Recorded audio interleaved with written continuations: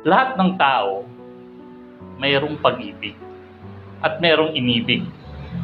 Walang taong walang inibig eh. Inibig mo yung nanay mo, tatay mo, inibig mo yung anak mo, inibig mo yung aso mo, inibig mo yung hobby mo, yung gusto mong gawin, di ba? Yung passion mo, iniibig mo. Pusa, ganun din, lahat, di ba? Lahat tayo nakaranas at umiibig. Ang buong sanlibutan ay nakakaranas ng pag-ibig. Halos lahat nga ng movie, siguro kung hindi man 100%, siguro 95%, ay tungkol sa pag-ibig. Simula sa Titanic, kay Jack and Rose, hanggang sa Indiana Jones o kahit Star Wars eh. At hindi lamang sa movie, ganun din sa music. Hindi man 100% siguro, pero 99% o 95% is about love. Sabi nga ng Beatles eh, all you need is love. Diba? Yun yung tema ng karamihan ng music. Pagmamahal, nagmamahal, at lahat, kagaya ng nasabi ko kanina, lahat tayo ay nagmamahal at may minagmahal. Buksan po natin ating Biblia sa John 13:34 hanggang 35. Dalawang verse lang ito maiksi lang. Isang bagong utos ang ibinibigay ko sa inyo ngayon. Magmahalan kayo kung paano ko kayong minahal. Gayon din naman, magmahalan kayo. 35. Kung kayo'y nagmamahalan sa isa't isa, makikilala ng lahat na kayo'y mga alagad ko. Paano raw makikilala ng buong sanlibutan ang kay Kristo? Kung nagmamahalan. Yun yung sign na Kristiyano ka ba? Kung may pagmamahal ka sa kapwa mo, Kristiyano ka. Diba? Kaya nabanggit niya yun. Ano ba yung pag-ibig na binabanggit dito ng Panginoon? Ang mga nung unang panahon, ang mga Grego, hindi rin nagkulang sa salitang pag-ibig eh. Halos lahat din, alam na alam ko anong pag-ibig. Meron nga silang 4 na word na pag-ibig eh. Stargate, Eros, Peleo, and Agape. Pero bakit sinabi ng Panginoon na isang bagong utos ang ibinibigay ko sa inyo? Magmahalan kayo kagaya ng pagmamahal ko sa inyo. Yun yung mahirap dun eh. Yung kagaya ng pagmamahal ng ating Panginoon sa atin. Dahil alam natin, ang pagmamahal ng Panginoong Jesus sa atin, kagaya ng nasabi kanina ni Ka Rodrigo eh, inalipusta na siya, ipinako na siya sa krus. Ang sinabi pa rin niya, Ama, patawarin ko sila sapagkat hindi nila lalalaman ang kanilang ginagawa dahil sa pag-ibig. Diba? Dahil sa pag-ibig niya sa tao, kaya niyang sabihin yun. Na kahit na anong ginagawa ng kapwa niya sa kanya, kaya niyang sabihin yung, Ama, patawarin mo po sila sapagkat hindi nila lalalaman ang kanilang ginagawa. At hindi lamang yon, lahat ng tao minahal ng Diyos. Ganon din dapat tayong magmahal sa ating kapwa, hindi namimili. Ang tao, namimili ng mamahalin. Diba? Kung aabot sa standard natin, ayan, kaya kong mahalin, umabot siya sa standard ko. Maayos siyang manamit. Pero pagka hindi siya maayos manamit, ayaw ko sa kanya. Galawgaw, ayaw ko sa kanya. O, di ba? O, Yan, palaaway, ayaw ko sa kanya. Meron tayong standard kung sino lang yung mamahalin natin at sinong hindi. Ay, ayaw ko sa kanya dahil mahirap siya. Gusto ko lang yung mayaman lang mahalin ko. Yung mga ganong tao na namimili kung sa standard niya kung ano lang ang taong mamahal niya. Iba naman, puti siya, mahal ko siya. Ayoko ng negro. Di ba? Chapuera yung hindi niya kalahi. O ayoko dyan, mukhang mangyan. Di ba? Ayoko dyan, chick. Ang mahal ko lang, yung mga Pilipino lang. Yung chick, ayoko dyan. Di ba? Parang ganun At ganun din, yung chick din, ayaw ko sa kanya. Pilipino yan, ayaw ko. Di ba? Merong tinatangi. Pero ang sabi ng Panginoon, mahalin mo ang iyong kapwa gaya ng pag-ibig ko sa inyo. Ang Diyos hindi namili ng iibigin At yun yung standard ng Diyos ng pag-ibig. Mahirap Hindi ka mamimili ng mamahalin. Di ba? Dahil sa totoo lang, ang tao namimili ng mamahalin. Bakit namimili? Kasi hindi niya alam, meron dalawang pagkakaiba yung pag-love saka yung like. Yung love, sabi ng Panginoon, meron akong bagong utos na ibinibigay sa inyo. Mapapansin mo yung word dito ng Panginoon. Bagong utos. Actually, matagal nang alam ng tao ang pag-ibig Old Testament pa May utos ng mahalin mo ang iyong kapwa Panahon pa ni Moises, inutos na ng Diyos yun Mahalin mo ang iyong kapwa. Pero, si Jesus may karuktong yung sinabi niya, kagaya ng pagmamahal ko sa inyo. Ang example ng Diyos ng paano natin mamahalin ang ating kapwa, yung paano niya minahal tayo. Diba? Mahirap yun. Mahirap gawin ng tao yun. Maliban, sumasa atin ng Diyos. Kaya ang unang-unang dapat para maibig natin ang kapwa natin, iso-surrender natin yung buhay natin sa Panginoon. Ang nasa atin yung tatlo, yung Diyos Ama, Diyos Anak, at Diyos Espiritu Santo, nasa loob natin. Na yun, may pag-ibig yun sa kapwa Ang Diyos na nasa puso natin, may pag-ibig yun sa kapwa. At nasa atin na yun Nandito na yun sa loob natin Ibig sabihin, kaya na natin ibigin ang ating kapwa kagaya ng pag-ibig niya sa atin, ni Kristo sa atin. Kasi, parang ganito yan. It is a new commandment. Bagong utos, hindi suggestion. Ang sinabi ng Diyos sa atin, utos ko, ito ang utos ko, mahalin mo ang iyong kapwa. Lord, ayaw ko sa kanya sa mga ugali niyan Pero, ang pag-ibig, choice yun.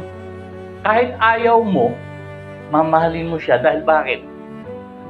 Utos ng Diyos Kahit na hindi maganda ugali niya, mamahalin mo siya. Dahil, utos ng Diyos yun. Iba yung like. Yun yung sinabi kong pagkakaiba ng dalawa. Ano yung like? Ganito yan Unlike, sino sa inyo ang gusto ng kimchi? Kapwa ang gusto mong kimchi? Ayaw mo. Hindi mo like ang kimchi. Ako rin, ayaw ko ng kimchi. Ayaw ko rin ng balot. Hindi mo mapapakain ng balot. Hindi ako mapipilit na kumain ng balot. Ayaw ko Kasi feeling yun Feeling yun na ayaw ko ng lasa niyan The same din, ayaw ko kay Rodrigo feeling yun. Like, ayaw ko sa kanya, ay, hindi ko gusto sa kanya. Pero, pwede ko siyang mahalin kahit na hindi ko siya gusto. Nakuha niyo yung punto? Ang bagong utos ko sa inyo, gustuhin mo siya. Kundi ang sinabi niya, mahalin mo siya. Dahil ang pagmamahal, choice. Diba? Choice mo yun na kahit na hindi mo gusto ang tao, mamahalin mo. Hindi lahat ng tao na mahal ko, gusto ko ugali. Diba? Pero dahil nga Kristiyano ka na, mamahalin mo pa rin siya kahit ayaw mo sa kanya. Kahit hindi mo gusto yung kinikilos niya, mamahalin mo siya. Dahil bakit? Utos ng Diyos yun. Gagawa ka pa rin ng mabuti sa kanya. Dahil bakit? Utos ng Diyos yun.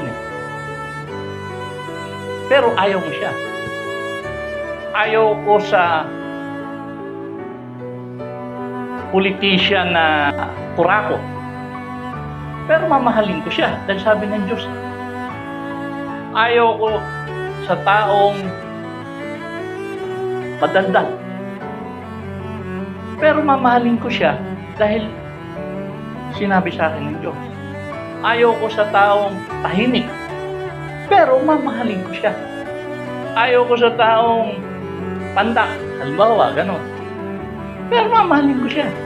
Ayaw ko sa taong matangkad. Diba? Pero mamahalin mo siya dahil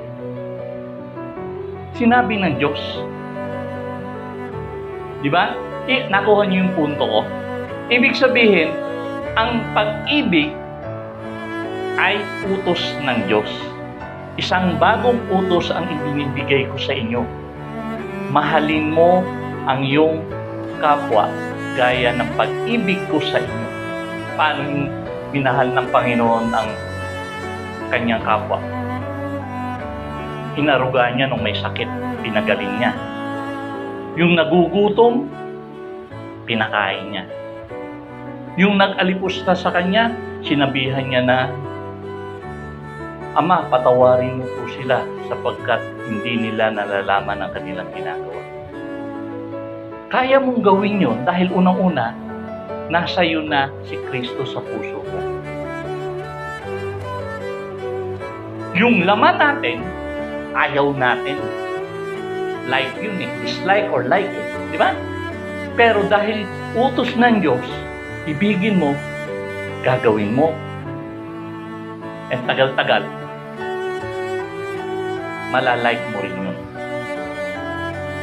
Doon tayo lumalago. Kahit na ayaw mo gawin, gagawin mo pa rin. Diba? Hindi kahipokritohan yun, kundi tinuturuan ka ng Diyos na kahit ang ayaw mo na tao, halimbawa, isang tao dito ayaw sa tomboy, pero kakausapin mo pa rin yung tomboy at mamahalin mo pa rin yung tomboy. Ayaw mo sa bakla, kakausapin mo pa rin yung bakla at mamahalin mo pa rin yung bakla. Ayaw mo sa maton, pero kakausapin mo pa rin at mamahalin mo pa rin yung maton. Ayaw mo ng kriminal, kakausapin mo pa rin at mamahalin yung kriminal. Yung adik, ayaw mo sa adik, pero kakausapin mo rin at mamahalin mo siya. Dahil bakit? Malalaman ng adik na yon na may pag-ibig ka ni Kristo. Diba? Sabi ng Panginoon, doon nila nalalaman na tunay nga na ikaw ay alagad ko. Yung tao na hindi kayang mahalin ng ibang tao, kaya mong mahalin. Diba? Dahil ang pag-ibig, hindi piling, kundi choice mo. Nais mong sumunod sa Diyos. At ipinapakita mo. Diba? Kahit na ayaw mong gawin sa simula, pero pag lagi mo nang ginagawa, kaya nga tayo nag-aaral eh. Diba? Doon tayo lumalago. Nawawala na yung mga dapat baguhin sa atin. Diba? Dahil hindi lahat ng tao gusto natin, like natin, pero dapat mong mahalin niya. Di ba? Lahat ng tao. Yun ang mapalad tayo dito sa gawain. Nagmamahalan tayo. Kaya natin umusog ng konti. Kahit na minsan pikon na tayo, nadalo pa rin tayo. Bakit? Natututo tayo eh. Di ba? Na alam natin lalago tayo, paunti-unti lalago tayo. Na nagkakaroon na tayo ng pagmamahal. Tunay na pagmamahal na kagaya ni Kristo sa kapwa natin. Dahil lahat tayo may pagkukulang pa. Di ba? Hindi pa tayo perfecto eh. Pero habang nag-aaral tayo, natututunan natin ang salita ng Diyos, lumalago tayo spiritual. Yun yung spiritual na pag-ibig. Hindi kagaya ng pag-ibig na sanlibutan. Dahil kagaya ng nasabi ko, ang sanlibutan alam ang pag-ibig. Ang mahal lang nila yung nagmamahal sa kanila o dumarating sa standard nila, kaya expectation nila.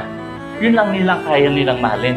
Pero tayo mga Kristiyano, mahal natin ang lahat ng tao dahil utos sa atin ng Diyos.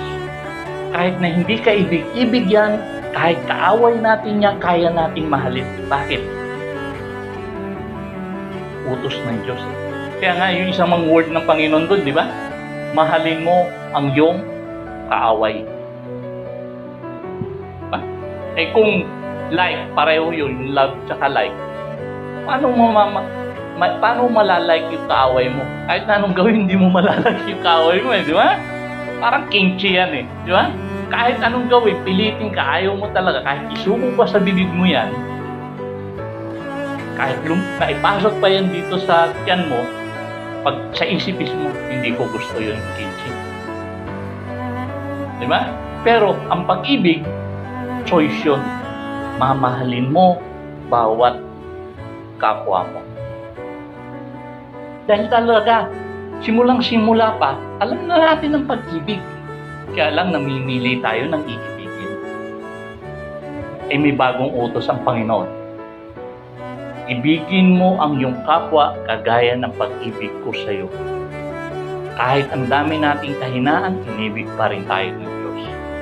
Kahit hindi tayo kaibig-ibig, inibig pa rin tayo ng Diyos. Ganon din ang gawin natin. Kahit hindi kaibig-ibig yung kapwa natin, ipakita natin, iniibig natin siya. Kasi, si Kristo nasa puso na natin. Diba? Doon malalaman na tunay nga tayo'y alagad ni Kristo. Yun lang po.